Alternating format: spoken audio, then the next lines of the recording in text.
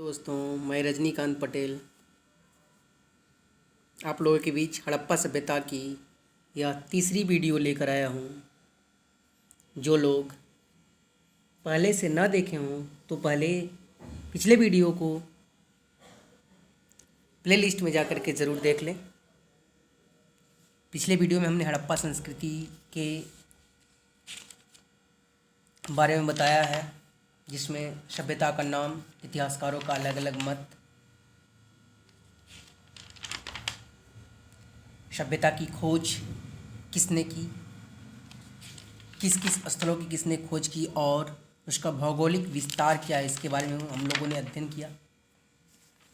इस वीडियो में हम लोग हड़प्पा सभ्यता की विशेषताओं के बारे में पढ़ेंगे। इससे पहले वैसे व्यक्ति जिन्होंने अभी तक मेरे चैनल को सब्सक्राइब नहीं किया है कर लें, लाइक करें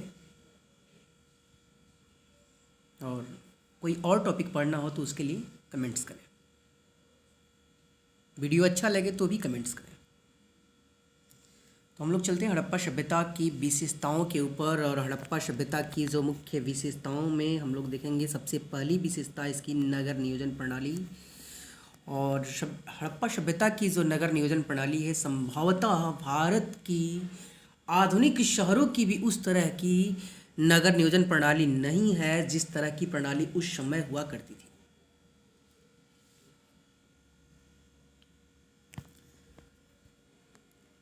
यह सभ्यता का सबसे महत्वपूर्ण विशेषता है नगर नियोजन प्रणाली। इस सभ्यता की अपनी नगर नियोजन प्रणाली के लिए ही जानी जाती है। और उस समय की तत्कालीन विश्व की जितनी भी बड़ी सभ्यताएं थी, उन सभ्यताओं में सबसे बेहतर और सबसे समृद्ध सभ्यता थी यह।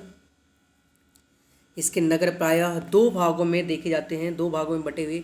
जो मुख्य मुख्य शहर थे इसके जो दो भागों में देखने को मिलते हैं,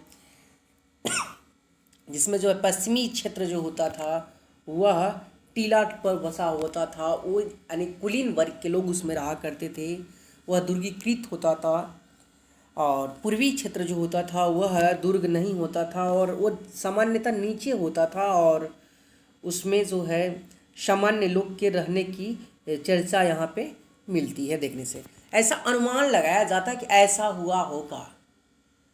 अब एक्चुअल में क्या था उसके बारे में कोई कंफर्म गारंटी नहीं है। आगे बात करें, इसका अपवाद भी है कि इसका अपवाद कि सिर्फ यहाँ पे दो दुर्ग जहाँ हम लोग देखते हैं तो उसका अपवाद है। कहीं पे एक धौलावीरा जगह है, गुजरात में धौलावीरा पड़ता है, और ये धौलावीरा में जो है तीन तरह के स्थल का प्रमाण मिलता है, तीन तरह के मतलब नगर का नियोजन का प्रमाण मिलता है। वहाँ उत्तर, मध्य और निम्न तरह के प्रमाण मिलते हैं।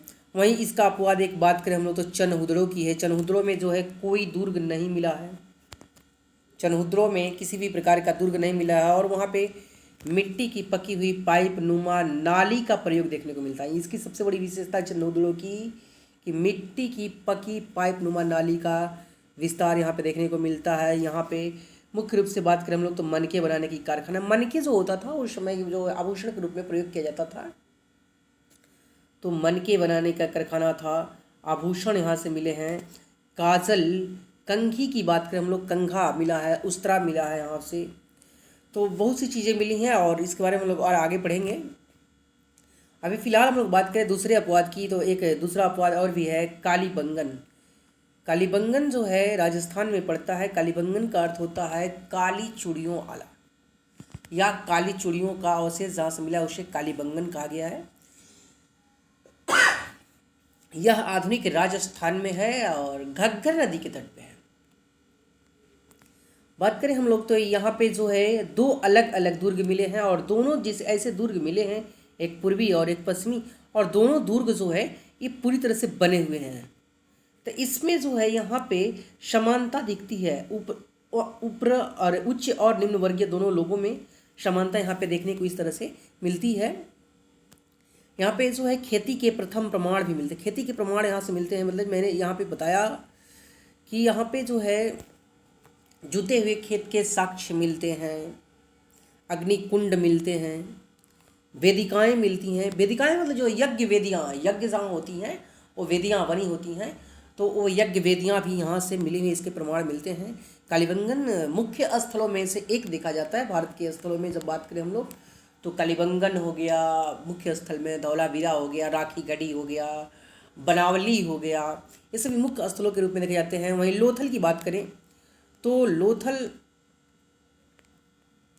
लोथल जो है गुजरात में है, भोगवा नदी के किनारे, साबरमती और भोगवा नदी के संगम पे स्थित है। ऐसे या आधुनिक अहमदाबाद की, जो अहमदाबाद की बात करें तो अहमदाबाद के आसपास में यह स्थित है और यह समुद्र तटीय क्षेत्र में है। इसका यहाँ से जो है उस समय सिंधु सभ्यता में व्यापार हुआ करता था। यहाँ से जो है दोनों दुर्गीकृत एक साथ मिले हैं। यहाँ पे जो दोनों दुर्ग थे, ये दोनों दुर्ग अलग अलग, उस सभी में अलग अलग दुर्ग थे, लेकिन यहाँ पे अलग अलग दुर्ग न होकर के सभी दुर्ग एक ही साथ हैं। दोनों दुर्ग जो है एक ही साथ है, बस अलग अलग हल्का सा बटा हुआ है, लेकिन एक ही साथ है। ठीक है, यहाँ से जो है मुख्य रूप से बात करें हम लोग तो अग्निकुंड, गोदीवाड़ा की बात करें जब हम लोग तो गोदीवाड़ा मीन्स होता है जहाज के रुकने का स्थान। तो ये पानी वाले जहाज की बात करें हम लोग तो जहाज के रुकने का स्थान है गोदीवाड़ा। रंगाई कुंड यहाँ से मिला है। जल प्रबंधन की यहाँ विशेष व्यवस्था देखने को मिलती है। वहीं हम लोग बात करें आगे, अब इसकी मुख्य विशेषताओं की जब बात करें तो उस मुख्य विशेषताओं में एक और कड़ी की इनकी सबसे बड़ी विशेषताओं में सड़कों के रूप में जब देखा जाए तो सड़कें जो है मिट्टी की बनी होती। सबसे पहली बात है सड़कें किसकी बनी होती थी? सड़कें मिट्टी की बनी होती थी। और सड़कें की सबसे बड़ी व्यवस्था है कि यह ग्रिड प्रणाली पर आधारित थी। ग्रिड प्रणाली कहने का तात्पर्य है कि जाल पे पूरी तरह से एक जाल नुमा था, अर्थात जो है यह शहर में सभी सड़कें एक दूसरे को समकोण पे काटती थीं। मुख्य सड़कों की जो चौड़ाई हुआ करती थी 13.5 फीट से लेकर के 33 फीट तक होती थी। 13.5 फीट से लेकर के 33 फीट तक मुख्य सड़कों की चौड़ाई होती थी। वहीं गलियों की चौड़ाई जो है 9 फीट से 12 फीट के बीच होती थी। और सबसे बड़ी बात है यहाँ पे कि नाली यहाँ सड़कों के जो किनारे, सड़कों की साफ़ सफाई पर बहुत ध्यान दिया जाता था।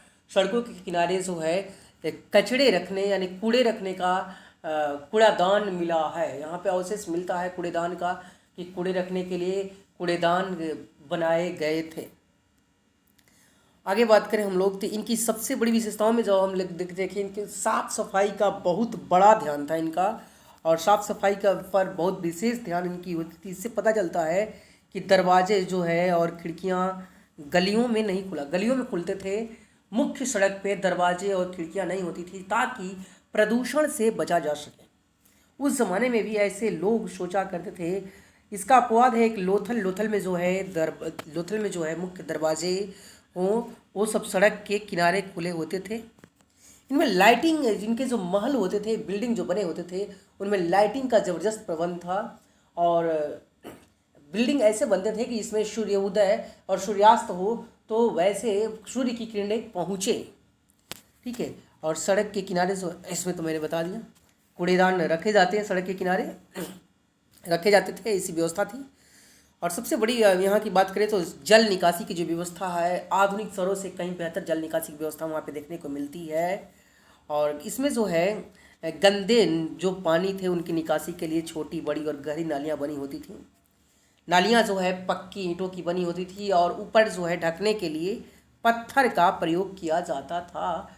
इस समय मतलब आज के समय में भी बहुत जगह ऐसी देखी जाती है कि नालियाँ बहुत खुली होती हैं, लेकिन उसके बाद सिंधु घाटी सभ्यता में आज से 2500 साल पहले, आज से नहीं बीसी में 2500 बीसी में 2500 बीसी की बात करें हम लोग, जो आज से 2000 साल के पहले 2500 साल लगभग 4500 वर्ष पहले की बात करें हम लोग, तो इस तरह की समुचित व्यवस्था मिलती है। परंतु इसका एक अपवाद है कि बनावली जो है एक स्थल है, पुरातत्व स्थल है, वहाँ पे जो है इसका जल निकासी का साक्ष्य नहीं मिलता है।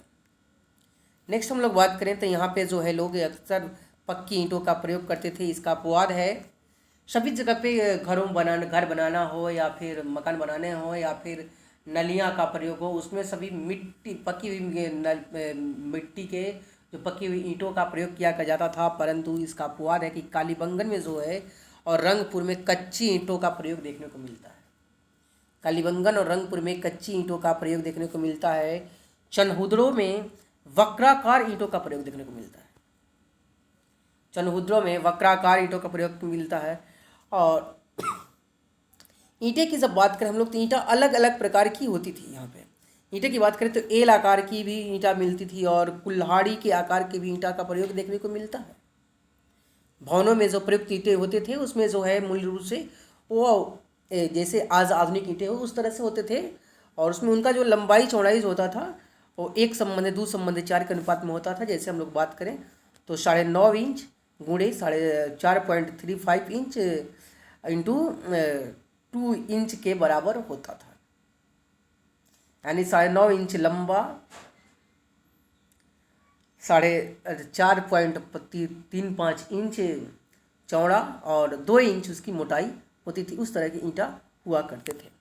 और ईंटे की जो है ईंट भट्ठे का प्रयोग भी वहाँ पे देखने को मिलता है। ईंट भट्ठा भी वहाँ पे देखा गया है। और सबसे बड़ी बात है कि इन ईंटों को लकड़ियों के माध्यम से जला करके पकाया जाता था। इसके भी अवशेष वहाँ से मिले हैं। अब हम लोग बात करें अगले सार्वजनिक स्नानागार की। तो सार्वजनिक स्नानागार जो है मोहनजोदड़ो से मिली है। सार्वजनिक स्नानागार मोहनजोदड़ो से मिली है और सर्वाधिक विशाल, यह जो सर्वाधिक विशाल है। और